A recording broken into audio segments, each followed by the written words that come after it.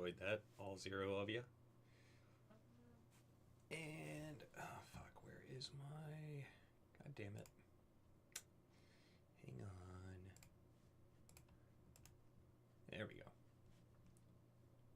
Why the fuck? Why can't things just stay the way that I had them set up the first time? Okay, there we go. Howdy, people. I hope y'all are having a good day. Been a good one for me. Went over to a neighbor's, helped her paint her patio. It was nice. Anyway, shall we read the news? Just starting it off with my Substack, shameless self-promotion. Write articles. I like writing. Writing is fun. And you can go there and get straight from here into your greedy little eyeballs. And on that note, get the first one. First article of the day is going to be Ted Cruz and Colin Allred wage another big U.S. Senate fight in Texas. So in Fort Worth, Texas, tech ads on every TV break, blah, blah, blah, you know the drill. Democrats defending twice as many Senate seats as Republicans. Allred's bid could be their best chance to flip a seat next month and preserve their thin Senate majority. If the support for Trump is any indication of how down ballot stuff is going to go, I highly doubt that.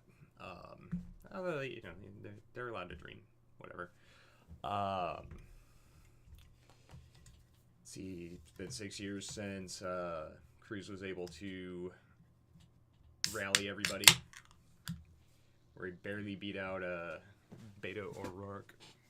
I'm not wearing my t-shirt. I have a shirt with an assault rifle on it that says "Eat a dick, Francis." But Allred, who would become Texas's first black senator, is doing things his own way instead of the DNC way, which is interesting. He's out for more than the moral victories Texas Democrats have settled for since '94. Last time they won a statewide election. He has run to the center and away from O'Rourke's barnstorming and break the rules blueprint. Different look has frustrated some Dems, but amid signs of a competitive race with less than a month to go, Allred is sticking to the script, which is probably a good thing, I would think. I mean, it's nice seeing a return to being moderate. Just trying to get the audio somewhere I like it. Jesus Christ. Beto didn't win, but he was successful, said Ryan Armstrong, 21, who was registering voters outside tulips on a clipboard, still adorned with Beta for Texas sticker. I have a lot of hope that Allred will win, but I honestly don't know if he's done enough. Oh boy. Abortion rights in a Cancun trip. Allred, a 3-term congressman from Dallas, is by nature a far different candidate than O'Rourke, an electrifying orator who was quick to hop up on a table to fire up a crowd and road tripped across all 254 counties. He describes himself as someone who keeps a cool head, presents himself as a bipartisan problem solver. To win with that low-key approach, he'll need enthusiasm generated by VP Kamala Harris's... Oh, he's in trouble there. At the top of the Democratic ticket, so he's relying on down-ballot voting, is what it's saying. I wish him the best of luck. And may the odds be forever in his favor. Not really, but... Ted Cruz is awesome. It's fun to watch. Colin has to outperform Harris, so there's a little more... so that's a little more delicate for him than it was for us. Allred boosts his moderate credentials by touting endorsements from prominent Republicans, including Adam Kinzinger and Liz Cheney. Oh, you mean turncoat Democrats? Because that's what they are. They're turncoats. They're Dems, for all intents and purposes. Other factors could work in Allred's favor, most notably the Supreme Court's ruling, the Dobbs decision about strip away constitutional protections? I don't believe that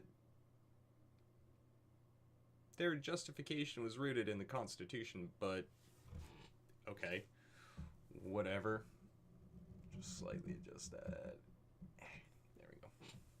That way I'm more in frame. It's been a winning issue for Democrats ever since, even in red states like Kentucky and Kansas. Well, because they lie and tell people that it's going to be voted banned outright, which it still hasn't anywhere. And I'm sorry, but when you... This is going to be controversial as fuck. When you and a partner mutually consent to doing some fucky, you are consenting to the possibility of a child resulting.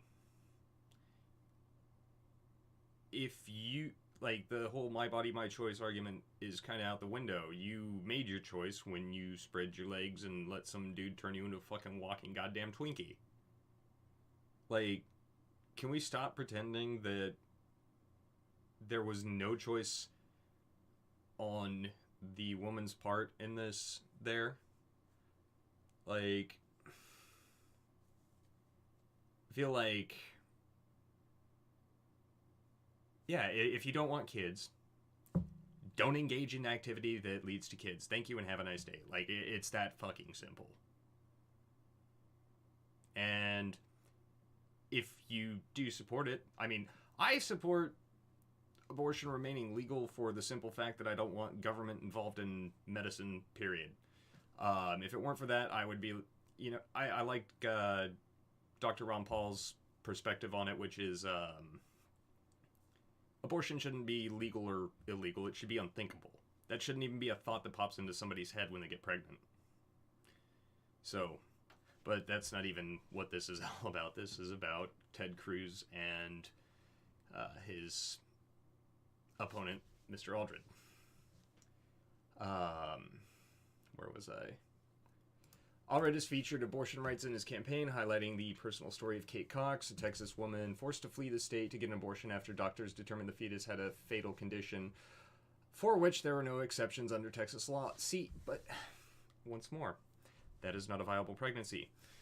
Let's do something nobody ever seems to fucking bother to do in this debate, which is learn what the terms mean.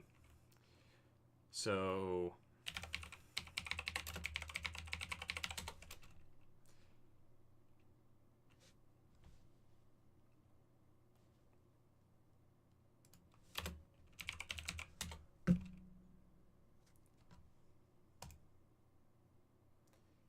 okay.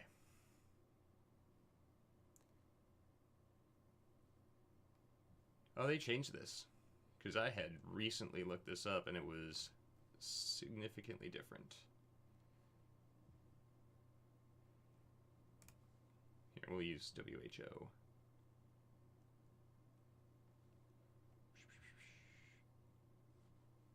What the fuck?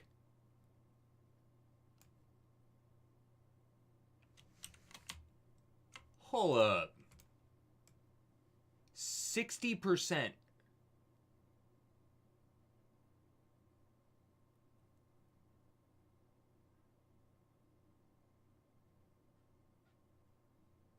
Holy fuck. Wow. I knew women were hoes, but I did not know they were that big a hose. Like, y'all just straight up fucking murderers out there. Holy shit. Definition, right. I don't need you to tell me about your life story. You're trying not to have one. Basically, the definition I had, I can't remember where I sourced it, but it was the intentional, medically assisted termination of a viable pregnancy that results in the deletion of the fetus. Meaning, ectopic pregnancies, dead but not expelled, other sorts of miscarriages, non-viable, would be born with a fatal condition and die immediately after birth. None of those are viable. None of those are something that's that whole like life of the mother exception that people want to carve into the law, but instead, why don't we just use the definition of the terms and realize there isn't one. There is no circumstance in which the mother's life is determined by the baby living or dying. There are certain procedures that could be given to the mother that may put the fetus at risk in order to save her, and that's a risk anybody would be willing to take. She can make another one. And that's not even... I think that's more common... Fuck. Forget the statistics on all of it. Point being, the removal of an already dead fetus is not an abortion. That is a removal of a dead fetus. It's like saying that taking out somebody's dysfunctional kidneys is organ harvesting. Not really, but it wouldn't really be. I mean, you're taking out something that doesn't work. You're taking out something that's no longer alive. You're taking out something that's... There's no controversy in that circumstance. So, just once more. This issue at hand. It's pissing me off. He's also not let up on Cruz's family vacation to Mexico during a deadly winter storm that crippled the state's power grid and is likely to remind voters when the candidate debate, or when the candidates debate on October 15th. Cruz goes on the offensive. He's transformed from selling himself as an unapologetic partisan who showed little interest in governing when he arrived to Washington to a get-things-done Republican holding the line against Senate Majority Leader Chuck Dickhead Schumer and other Democrats. He remains just as combative, attacking Allred's radical leftists and linking the congressman to immigration problems and trans rights. He says, "Let me tell you, Chuck Schumer and the communists have their targets set on Tarrant County." Cruz told a packed house of supporters at Outpost 36, a barbecue restaurant in Fort Worth suburb of Keller. They can't have it, he said, prompting cheers from people waving Cruz signs that read, "Keep Texas, Texas." Make Texas, Texas again. It's where Fort Worth is, has a lot of suburbs, is the kind of place Allred needs to win big. Races there have been they've been close in recent cycles, with O'Rourke topping Cruz by less than 1 percentage point and getting Pete Buttigieg all hot and bothered about somebody topping Cruz. 6 years ago it was a real battle, and this year it's a real battle. It's not complicated. If you are a hardcore partisan Democrat after Donald Trump, there's nobody in the country you want to beat more than me. Owning it. Campaign spending tops $120 million in Texas. The amount of money being spent by both sides hints at the race's national significance. According to Ad Impact, which tracks spending on advertising, the $120 million both parties are spending on the Texas U.S. Senate race is set to exceed the roughly $40 million either paid for or reserved in the Florida Senate race, another top target for Democrats. But it pales in comparison to races in Montana. Why? There's like 3 people in that state and half... Anyway, where they spent over $700 million on races in which Democrats are defending seats in red-leaning states. Part of the heavy spending in Texas is attributable to its size, with 20 separate television markets, including 2 of the largest and most expensive in the country, Dallas and Houston. I think part of it also reflects that Allred has been successful in raising money, and he's been spending quite a bit of time on TV advertising. Okay. It's like he was a linebacker at Baylor University in Waco and was in the NFL, and he has worked as a civil rights attorney. Also knocked off a high-profile Republican, having defeated Pete Sessions after he'd spent more than 2 decades in Congress in 2018. Campaign drew considerable energy from O'Rourke's bid to unseat Cruz, who beat the former El Paso congressman by less than 3 percentage points.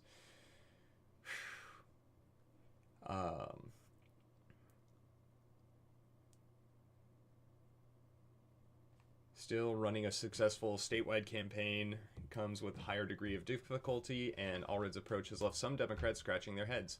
In Laredo, for example, a fast-growing county along the U.S.-Mexican border, some Democrats wonder where he's been. He's done absolutely nothing to appeal to our voters, said Sylvia Bruni, chair of the Webb County Democratic Party. As far as he's concerned, apparently, we're not worth the time. Allred defends this strategy, saying the political landscape has shifted. So fuck those people that live by the border, I guess. That's kind of fucked. Actually, that's like really fucked up. Oh, you're gonna represent the whole state. You're gonna represent me too. But fuck y'all. Anyway. Yeah, that one, lame. Damn near every fucking article I got today is from the AP also, which is bullshit. Slow news day, kinda. A Colorado officer who killed a black man holding a cell phone mistaken for a gun won't be prosecuted. Easy mistake to make. I can totally see how you would see this as a... I mean... God, so many inappropriate jokes, and I don't have the melanin necessary to make them and get away with it. Anyway, Denver.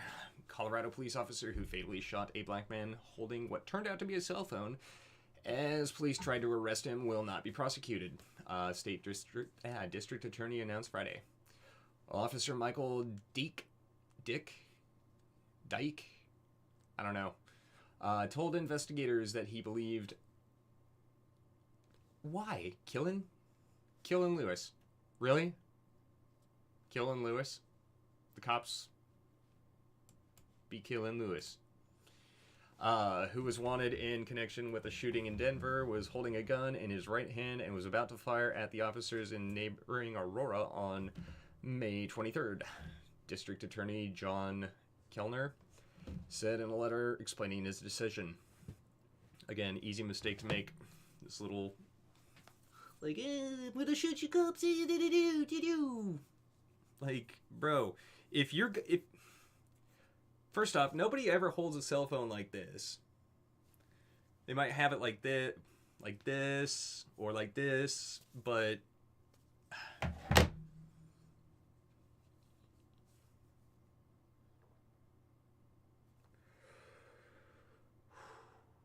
Woosah. The other officers who did not fire at Lewis also described Lewis's actions as consistent with somebody preparing to draw a weapon and otherwise fight with officers. Lewis was shot as police who had been surveilling him moved in to arrest him in the parking lot of a condo building. In portions of body camera footage previously released by police, the officers who appear to emerge from unmarked vehicles can be heard shouting at Lewis to get on the ground.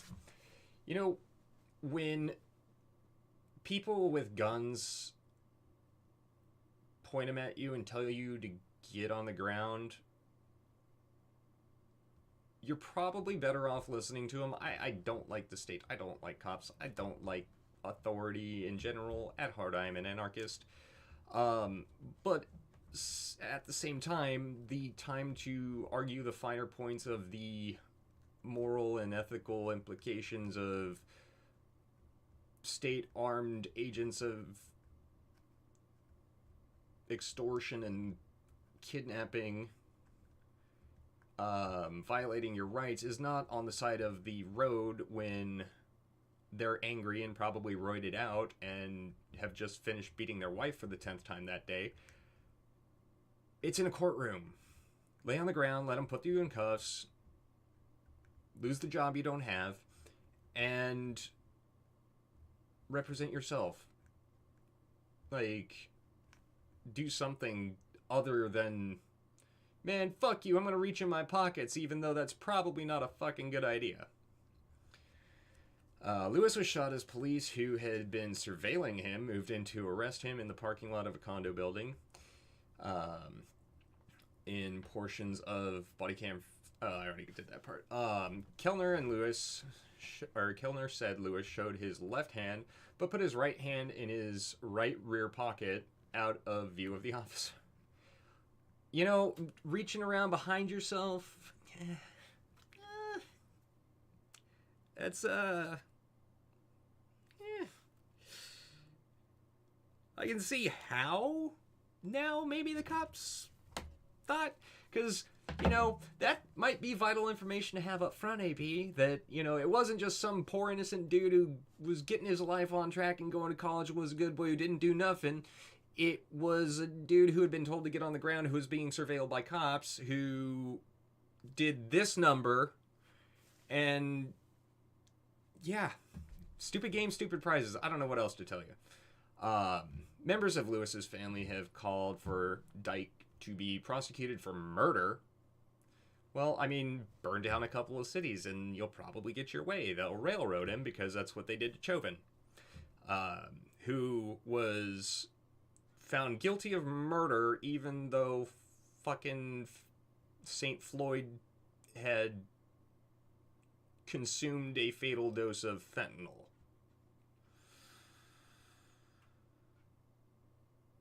That tracks for me.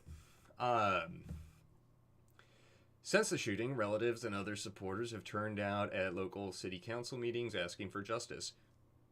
He got it. He did not listen to police. He made a movement where he was reaching behind himself. Like, you don't reach around into your fucking back pocket when there's people with guns pointed at you. I don't care who the fuck you are. You're probably gonna die. Like, if they're bad people and they're pointing guns at you, you make a drawing movement, you're going to die. They're cops and are giving you the opportunity to not die, and you make a movement as if you're drawing a weapon or reaching to your back pocket to pull out what could be a weapon. They're not mind readers. They don't fucking know. They're just as stupid as the criminal. They just happen to have the fucking force of the state behind them. So they win. In a statement posted on social media, members of the Lewis family said they were deeply disappointed and outraged. Burn down a city. Worked for Floyd by Kellner's decision.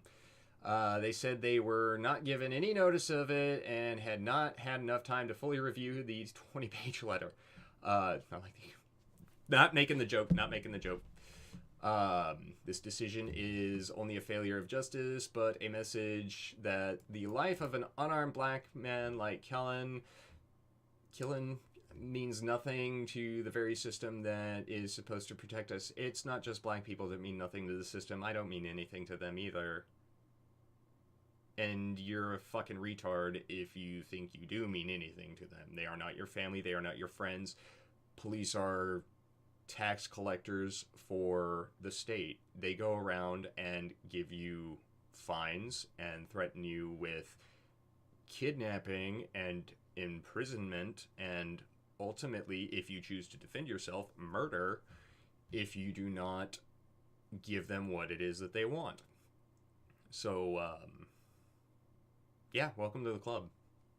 You were a fucking fool in the first place if you ever believed they were there to help.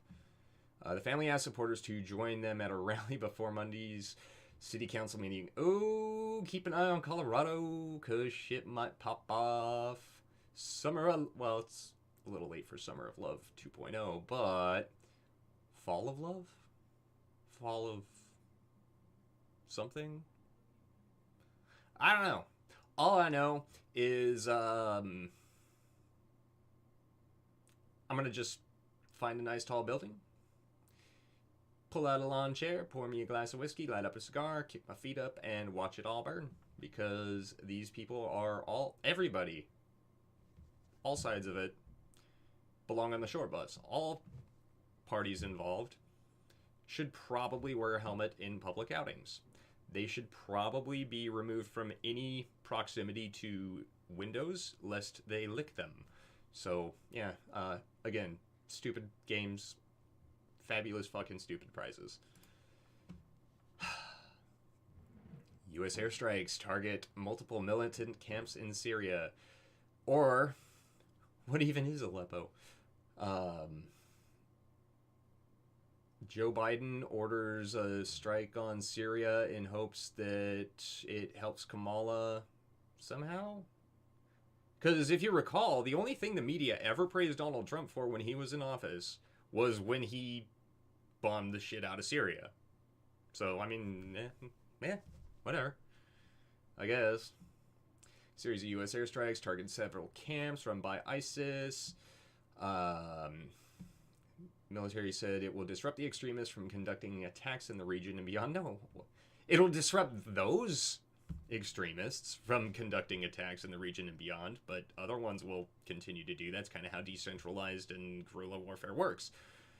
U.S. CENTCOM said airstrikes were conducted Friday without specifying in which parts of Syria. Definitely not Aleppo, because we don't know where that is. About 900 U.S. troops have been deployed in eastern Syria, along with U.S.-backed Kurdish-led Syrian Democratic Forces that were instrumental in the fight against IS militants. I think Islamic State. Despite the defeat, attacks by IS sleeper cells in Iraq and Syria have been on the rise for the past years, with scores of people killed or wounded. Why is that our problem? It shouldn't be. It's not. Why are we making it our problem? Again, it's like we didn't learn from Gulf War I. It's like we didn't learn from Soviets invading Afghanistan in the 80s. It's like we didn't learn any lesson anywhere along the way. It'll be different this time. It'll be different. We sound like a fucking goddamn beaten wife. Which, maybe that's what it is. Maybe the U.S. is actually secretly Islamic and a woman, and it's married to the Middle East, and we just like getting our ass beat because it gets our rocks off. I don't fucking know. But this is fucking retarded. Despite their... I already read that part. Islamic State group seized territory at the height of power, declared a caliphate in large parts of California, and Iraq and Syria in 2014, but was defeated in Iraq in 2017. In March 2019, the extremists lost the last sliver of land they had once controlled in eastern Syria. The U.S. military said the strikes will disrupt the ability of the Islamic group to plan, organize, and conduct attacks against the U.S., its allies, its partners, and civilians throughout the region and beyond. It said battle damage assessments were underway, and there were no civilian casualties. Well, yeah, I mean, when you designate everybody over the age of 18 as a combatant, yeah, like Anwar. Oh, who was that kid? Fucking Beanie Man always rails on him. The U.S. citizen that was drone striked by Obama in Yemen in a cafe that was like all civilian casualties, and the kid was like an American citizen in a country we weren't at war with, and was deemed an enemy combatant by the president with no actual due process, no hearing, no trial, just fucking judge, jury, and executioner. You know, I guess Michael had gone a little extra hard on the former commander-in-chief there, and maybe he was just taking it out after getting rammed up the ass pretty hard. I don't know. But either way. Last month, Iraq's military said that Iraqi forces and American troops had killed a senior Islamic State commander who was wanted by the U.S., as well as several other prominent militants. At its peak, the group ruled an area half the size of the U.K. We will use anything but the metric system to define measurements in this country. God bless America. It's so...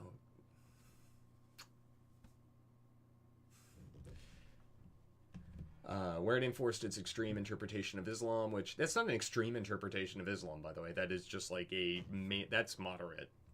You haven't met the real extremists, probably.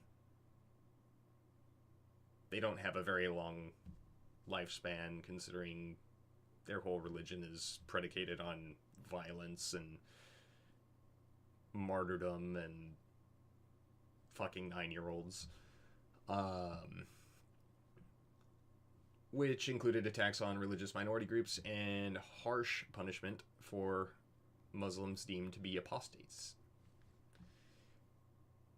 Like, doctors who check prostates. I don't know. Next, we have fight for House raging in districts ringing New York City, where Trump struggled, but other Republicans have thrived. I'm sorry, but Republicans thriving and New York in general does not compute. That's like round hole square peg, but instead of a square peg, it's like a giant dildo. Nelsonville, New York. Voters in a ring of congressional districts encircling New York City, where Republican candidates often do well, but Donald Trump struggled in 2020, could decide which party controls the U.S. House for the next 2 years. 11 districts within a 90-mile drive of Manhattan are expected to be among the country's most closely contested House races on Election Day, and the first ones to be flattened in a thermonuclear strike by Russia if we ever go to war with them. Republicans hold a slim 6-5 edge now and are in the nearly contiguous circle that starts in the Long Island suburbs, cuts through western Connecticut, and New York's Hudson River Valley, and Catskills region. Catskills, they talk about you, Bubbas. Talk about you on the news. Then carves through northeast Pennsylvania before curling back into New Jersey. Both parties have a shot at picking up seats across the broad territory of dense suburbs, leafy exurbs, and former mill towns. Dems have made the region an important part of their strategy to reclaim a House majority, but voters in the districts have been far from uniform in their thinking in recent elections.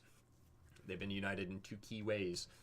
Most have been open to Republican candidates, but, always with the but, so you can just get rid of everything that preceded that, they have also shown an aversion to Trump. That means having their former president at the top of the GOP ballot this year could be decisive in congressional races unless opposition to him is softened or voters in the region are willing to split their tickets. Trump lost to shambling corpse Joe Biden in all but 2 of the 11 districts in 2020. 2 years later, voters in 7 of them sent Republicans to Congress in 3 of those districts where Republicans won in 2022 and 2 more where Democrats prevailed by razor-thin margins. Trump lost to Biden by 10 percentage points according to voting data tabulated by the AP. So you just kind of like guessed. It isn't clear whether political dynamics that have helped Republicans do well outside of NYC in the 2020 midterms exist today. In that election, many suburban voters were worried about the spike in violent crime after COVID-19, and I don't know, having to hear Trump's name for fucking 6 goddamn years straight, even after he was out of office. Like, that's the thing. Trump would not be running right now if, when he left office, peacefully might I add, on January 20th, as he was supposed to, and transitioned power over to the people that won, he acknowledged that he lost the election when he transferred power. I don't know if that, like, really connects with the Democrats there, because they seem to think that, the feds that they had snuck into the crowd and the agitators that had snuck into the crowd in January 6th, which resulted in 1 death, Ashley Babbitt, not getting into that, but they seem to think that that was when the power was transitioned over to Biden and not on the 20th when it was without incident. And with Trump doing so, which would mean he'd have to acknowledge that he did not win and that Biden won. And they still ask him, he's an election denier. He's not. He you know what fixes the election denial problem? Election denial problem? Hearing the cases. The majority of those cases were rejected on standing, which is just procedural bullshit. So that because everybody in the country was equally affected by the thing, nobody had standing, which might be true in some cases, but I think that, and I'm no lawyer. I play one on the internet occasionally when I think that, my ability to rub a couple brain cells together leads to thought that I find interesting. But part of the president's constitutionally apportioned powers are to oversee elections. They are to ensure the elections are fair, that they are above board, and that they are transparent. And so if the highest ranking executive, being the president, says, hey, some of this shit looks kind of shady, let's investigate it, and he's given just no, that's his job. He does have standing in that case. He is uniquely impacted by it because he's got an interest above the American public's general interest in free and fair elections, because he has a self-interest in it outside of theirs. I think what was really going on there is that the judges took one look at it and were like, all right, yeah, that was shady as fuck, but this goes to discovery and evidence is admitted. Then it's going to be even worse looking, because we'll absolutely find some, because show me the man, I'll show you the crime. And also, if you type in election fraud cases and just like look at it anytime before, you know, this permanent bullshit orange man bad era of politics, after every major election fraud cases, you'd see them. They're there. So, and it's like the finding of the the January 6th committee, or one of those Senate committees that was complete bullshit. They came out and they said, we found no evidence of widespread fraud occurring in the 2020 election, and in fact it was the most fair and secure, it was the most secure election in ever.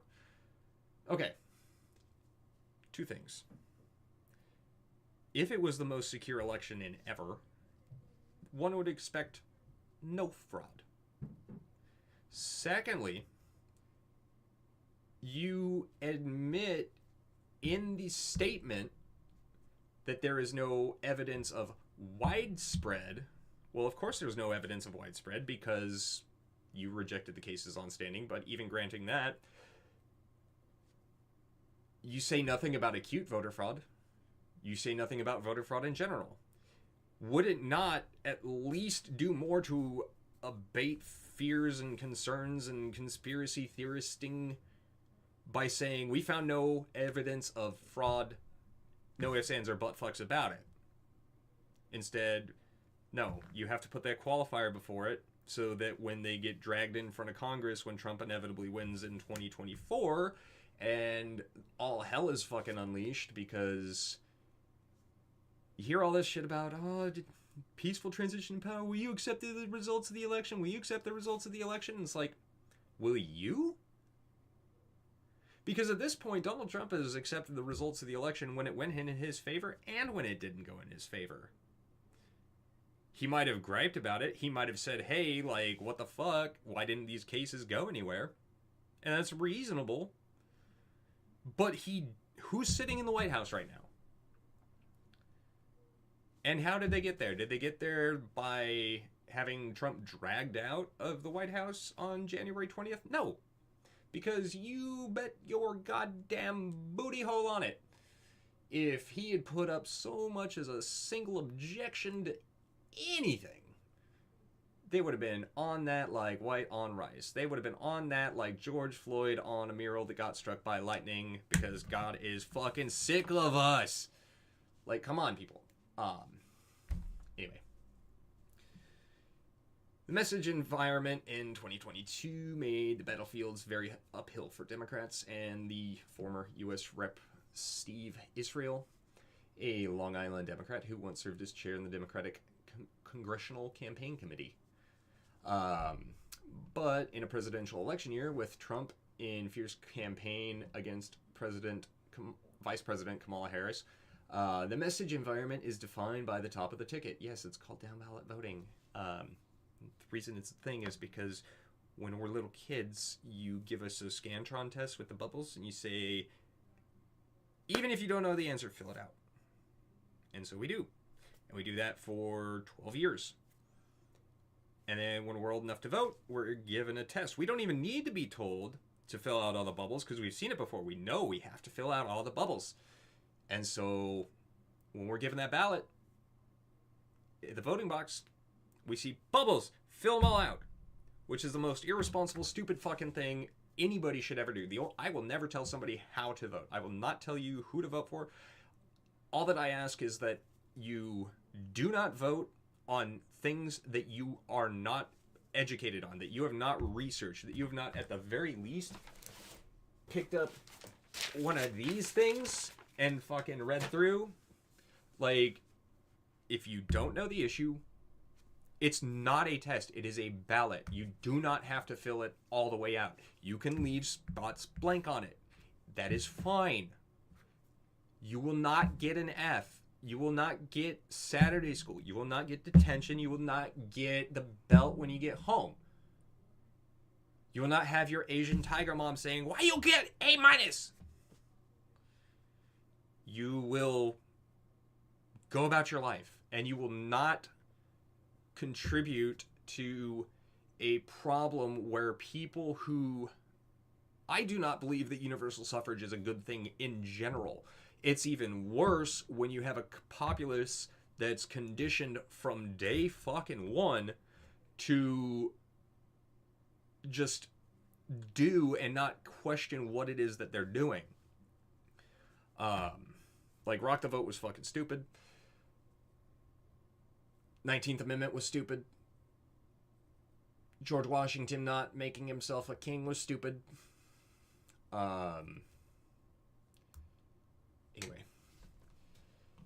The ability of Republican candidates to outperform Orange Hitler Men 2 years ago was illustrated in New York's 17th Congressional District, a suburban area, blah, blah, blah. I don't care. I don't care about New York. New York can fucking rot. Trump owns a golf course and a private estate in the district, but is still lost to Biden there by 10 percentage points. I wonder if that has anything to do with the fact that, you know, everybody was just like, you know, if we get Trump back in office, we're going to have to hear about it for 4 more fucking years. 4 years was enough. They said, give us Biden. We want this shit to just be over because y'all are fucking crazy. And fine, whatever.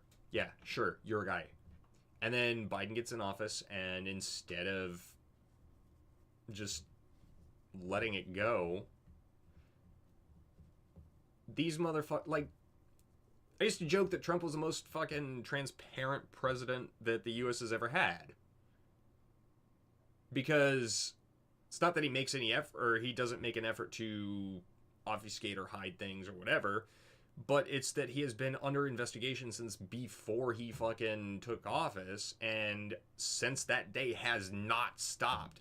And despite 8 fucking years of constant just pouring over every last thing, these motherfuckers have controlled House majority, Senate majority, White House. The only thing that they have not controlled, the only thing that Democrats have not controlled is the judicial. That's it. But everything else, they can pass laws. They can do all sorts of shit. Do they? Nope. Fuck that. Why would you do that? Why would you fuck... It's like Roe v. Wade. You have 50 fucking years. Pass a law. Nope, we're just gonna rest on precedent because who would ever overturn it? It's not like that's part of the judicial system. It's not like that's part of how things fucking work. No, we're gonna fucking just let it stand on precedent. Get a conservative Supreme Court under Catholic president, and bing bang boom. Just like when somebody fucking turns you into a walking human Twinkie, makes a baby. Conservative Supreme Court plus a Catholic president means Roe v. Wade gets overturned, and there's no legislature there to fucking pick up the aborted fetal remains and ship them off to a fucking stem cell factory. So this is just what Democrats do, apparently. They campaign on solving problems, get in office, take money, don't do shit, and then, isn't that guy bad? Fuck off! And finally, last article before we do weather is from the Post Millennial. Alleged terrorist in election day plot was a CIA guard in Afghanistan. Report. Imagine my shock. The Afghan man who has been charged with planning a terrorist attack on election day has reportedly worked as a CIA guard in Afghanistan. This comes after Mahmoud Tawadi, 27, was arrested on Monday in Oklahoma after allegedly planning to carry out a terrorist plot. Tawidi worked as a security guard in the CIA in Afghanistan, two official sources told NBC News. He was allegedly planning to kill Americans. I covered this last time. What's new? One senior official reportedly told the network that counterterrorism officials believe that Tawidi became radicalized as he was living in the U.S. Gee, that's believable. Because I think the whole fucking population is radicalized at this point. Like, let's just call it fucking spade a spade. Senior FBI officials are still looking into the question. CIA declined to comment on the matter. Yeah, they fucking guilty as shit.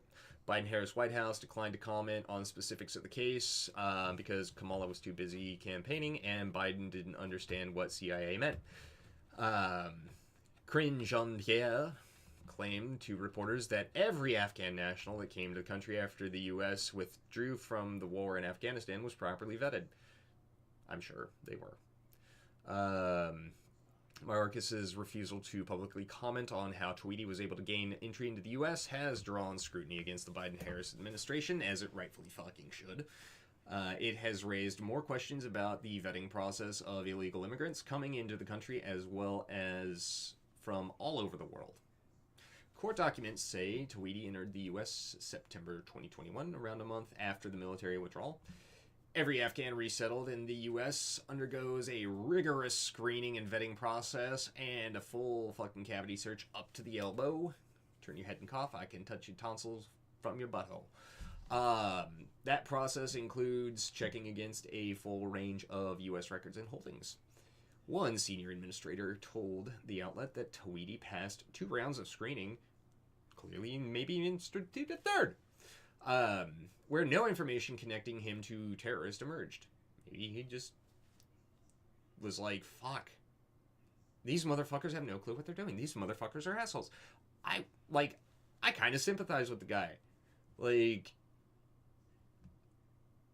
at the time of the withdrawal, many GOP leaders warned against the automatic entry for Afghan immigrants. Why didn't somebody save me from the consequences of my own actions? Oh, they were there telling me not to do what stupid thing? And I called them racist for doing it? Yeah, sounds about right. Over fears that terrorists would take advantage of the soft border system that the Biden-Harris White House installed when they took office. Yeah, no shit. Top comment.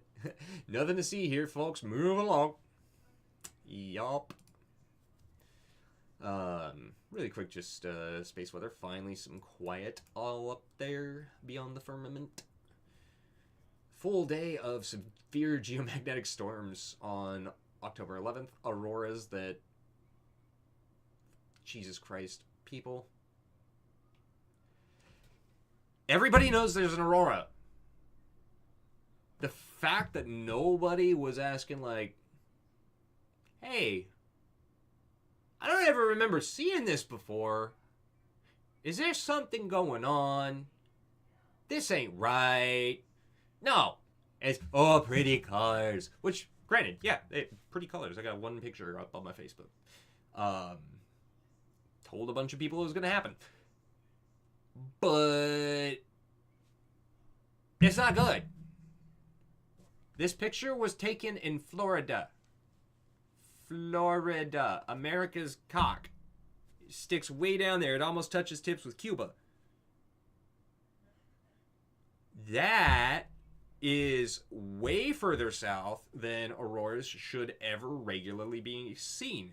It is incredibly rare and it requires typically incredibly strong solar activity to cause that. The last time, I think... there might have been 1 or 2 cases where they were... I think I looked at it and it was like 5 cases since the Carrington event. Where enough to set it off there. And they were big fucking solar flares that did it. These were X-Class, no doubt, but they weren't particularly... They were regular solar maximum X-Class flares. But we're seeing activity as if they were somehow enhanced, or if our natural deflection for such things were, I don't know, maybe not doing as good of a job as it had before. But yeah, we've all seen the aurores. I'm just terrified of the fact, though, that nobody's asking why. Nobody's asking the right question in the face of it, and that's concerning. Terrestrial weather. Looks like we got a little bit of rain up over the Great Lakes in the Midwest for some people up in the communist Chinese North American territory known as Canada. And see, yeah, like Florida right there, Cuba right there. The poles where you like the equator is like right around here somewhere. I think it's like right, because that's Ecuador. It goes right through Ecuador. Where is the equator? It doesn't have latitude lines. Anyway, is that equator? Yeah, I'm right. I can find Ecuador on a map. I can also find Ukraine on a map. I can find Syria on a map. It's going to be right there. Iraq, Saudi Arabia. I think that one's Yemen. That one's Oman. Maybe I have those backwards. Yeah, I had them backwards. Let's see. Somalia, Ethiopia, Egypt, Sudan, Mali. Mauritania? Yeah! I know my geography. I know my geography. Therefore, my opinion on geopolitical bullshit is more valid than the average American's, because I'm going to give it away right here. Find Niger on a map. It's the one that looks like a drumstick. Now that you've seen that, you'll never unsee it. The country of Niger looks like a chicken leg. And it's on the continent of Africa, next to Chad. I love the world sometimes. Other times I'm just like, why, God? Why? What the fuck did I do to you? I was happy in the void, because I didn't exist. So I couldn't have opinions on it to begin with. Because I wasn't. Looks like things are settling down a little bit in the atmosphere, which is good. Yeah, if only the political atmosphere could take a fucking hint. Let's jump up to mesospheric convection. Let's see what we got. We got a little bit of jet stream knurling up there. Got a bit of what is that? That's a high pressure. Is that high or low? Hurricane go this way. Low pressure system. Okay. I'm not a meteorologist. I'm barely a human. Before I go, I'm gonna just do a little thing, because that was a lot of rant. That was fun. Felt good. Cathartic. Catharsis. I love it. You could probably hear my entire fucking family, because somebody came out here and didn't shut the fucking garage door again when they walked back inside. I don't know why they would do that. Like, I mean, if you had something to say to me, I have a cell phone right here on my desk.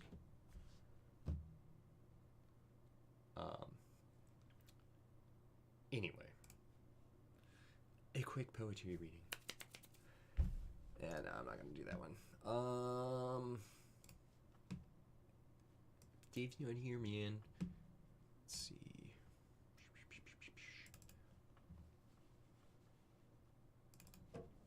Oh, and I've also been doing a lot of like video editing and Let's Play Fallout New Vegas shit that's fun. And just kind of let my mind wander. Oh, that's right. I put all those in the book thing. Fiction? No, it was... What the fuck did I label that? There we go. Think. No. Yes. No. Son of a whore.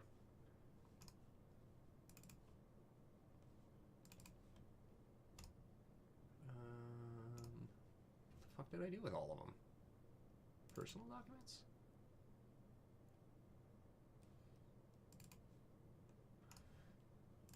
Jesus Christ. Did I lose my... I'm gonna be pissed if I lost my fucking haikus for like the 4th fucking time.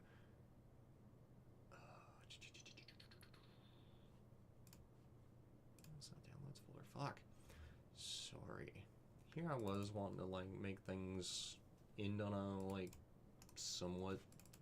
Oh, maybe it's in the folder called poetry. Let's see. What the fuck happened to him?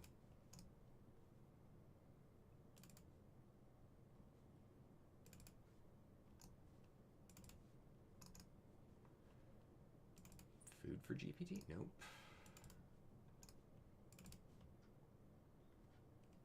It's twice I've had the whole thing like ready to go, or almost ready to go for publication, and it's just like, yeah.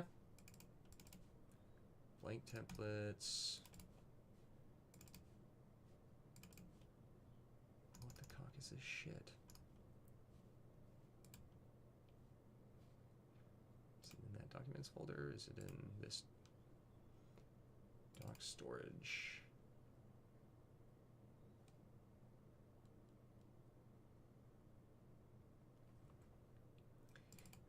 Stand to reason that it would be in the folder labeled my writings. Not there. Not notes from, yeah, fuck it. This one's probably interesting. Here's a hot take from, I don't know when this was originally made, but, I do this thing where sometimes when I'm arguing with retards on the internet, I save what it was that I was saying. This was like a response to it at some point. Let's see. It's a sad reality that I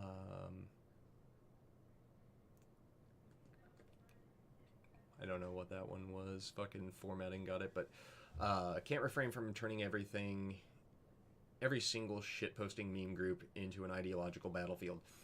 Some of us just want to unwind and escape from the id poll bullshit and laugh, but no, we have to hear about how brave and progressive the poor, marginalized people of this country are. Maybe you wouldn't have such a hard fucking time at life if y'all didn't go waving your dick everywhere and just shut the fuck up for a change. I think that, that kind of sums everything up quite well. I think that, what was this one really quick? Sure. I try to be a prophet. As we continue to dive deeper into this brave new Fahrenheit 1984-51 world, these words begin to sound less and less like the rantings of an AI gone haywire during the penultimate moments of a video game's plot that was released when the Trade Center was still standing, and more like the prophecy of the world we found ourselves in. We are here today more divided than at any point in this country's history, excluding, arguably, the Civil War. I should say the first Civil War. Hopefully only. The media we consume, the brands we purchase, the music, art, culture we consume are all reflections manufactured specifically for our little gated community of thought. Our very opinions were manufactured and sold to us, while we are told those that disagree are dangerous, subversive heretics. We have devolved as a society into increasingly narrow, ideologically driven tribes that fear any other as existential threats. At the same time, the very poison that has turned many friends, family, lovers, and others into someone unrecognizable and grotesque has made us more connected to each other than ever before. It's soul-crushingly upsetting that we choose to wield this tool as a way that divides us along any and every line conceivable, rather than using it to unite disparate ideas and synthesize solutions through thoughtful discussion and discourse. The story of the Tower of Babel comes to mind, as we have witnessed its digital equivalent rise before our very eyes, and we are watching its fall in real time as we become more and more isolated. I may not be the best at practicing what I preach. I am just as guilty as the next person of succumbing to partisanship. I am only human after all. I say all of this not to flaunt my opinion as gospel fact, but instead to make you all aware of the reality I perceive. I do this to check that my own perception is somewhat in line with the reality of others, at least insofar as the basic facts that are the situation we find ourselves in is close enough to function in relation to each other. Whether or not you agree with any opinion on that reality is certainly a discussion I'd be happy to have. I would love to hear your thoughts on the matter. No, I wouldn't. But, as always, stay safe, stay healthy, and happy, and above all else, love yourself and love each other. Stop being dicks, and don't be thirsty.